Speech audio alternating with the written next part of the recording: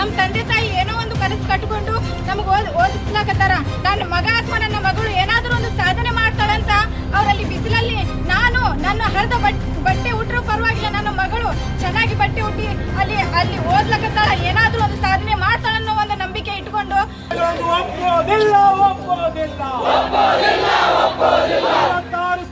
ಹುದ್ದೆಗಳ ಅಧಿಸೂಚನೆ ಈ ಕೂಡಲೇ ಹೊರಡಿಸಿ.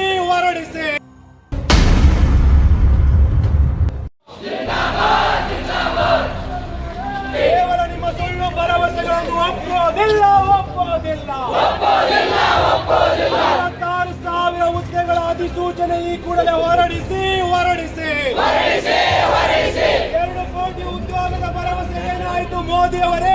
ಉತ್ತರಿಸಿ. ಕೇಂದ್ರ ಸರ್ಕಾರದಲ್ಲಿ ಕಾಲಿರುವ 9 ಲಕ್ಷ ಹುದ್ದೆಯನ್ನು ಭರ್ತಿ ಮಾಡಿ. ಉದ್ಯೋಗದ ವಿಷಯದಲ್ಲಿ ಯುವಜನಿಗೆ ದ್ರೋಹ ಮಾಡಿರುವ ಕಾಂಗ್ರೆಸ್ ಬಿಜೆಪಿ ಸರ್ಕಾರಗಳಿಗೆ ಯುವಜನರೇ ಒಂದಾಗಿ.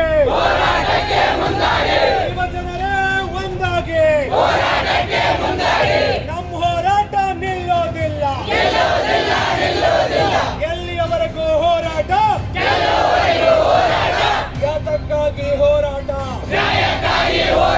ಕಾಲಿರುವ ಎಲ್ಲ ಹುದ್ದೆಗಳನ್ನು ಭರ್ತಿ ಮಾಡಿ. ಉದ್ಯೋಗವನ್ನು ಕಡಿತ ಮಾಡುವ FRMB ಯೋಜನೆ ಬೇಡವೇ ಬೇಡ. ಸರ್ಕಾರಿ ವೆಚ್ಚ ಕಡಿತ ಮಾಡುವ FRBM ಕಾಯ್ದೆ ರದ್ದುಗೊಳಿಸಿ. ಬಂಡವಾಳಶಾಹಿಗಳ ಸೇವೆಗೈತಿರುವ ರಾಜ್ಯ ಕಾಂಗ್ರೆಸ್ ಬಿಜೆಪಿ ಸರ್ಕಾರಕ್ಕೆ ಉದ್ಯೋಗವನ್ನು ನೀಡಲೇಬೇಕು.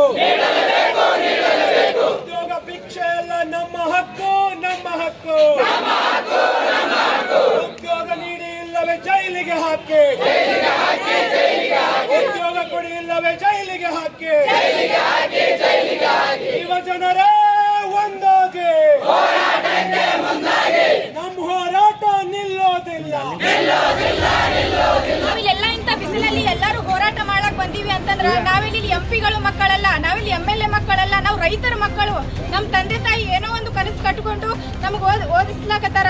ಅಲ್ಲಿ ನನ್ನ ಮಗ ಅಥವಾ ನನ್ನ ಮಗಳು ಏನಾದರೂ ಒಂದು ಸಾಧನೆ ಮಾಡ್ತಾಳಂತ ಅವರಲ್ಲಿ ಬಿಸಿಲಲ್ಲಿ ನಾನು ನನ್ನ ಹರಿದ ಬಟ್ಟೆ ಉಟ್ಟರೂ ಪರವಾಗಿಲ್ಲ, ನನ್ನ ಮಗಳು ಚೆನ್ನಾಗಿ ಬಟ್ಟೆ ಉಟ್ಟಿ ಅಲ್ಲಿ ಓದ್ಲಕತ್ತಾಳ, ಏನಾದರೂ ಒಂದು ಸಾಧನೆ ಮಾಡ್ತಾಳನ್ನೋ ಒಂದು ನಂಬಿಕೆ ಇಟ್ಕೊಂಡು ಅಲ್ಲಿ ತಂದೆ ತಾಯಿ ಬೆವರು ಸುರಿಸ್ಲಕತ್ತಾರ.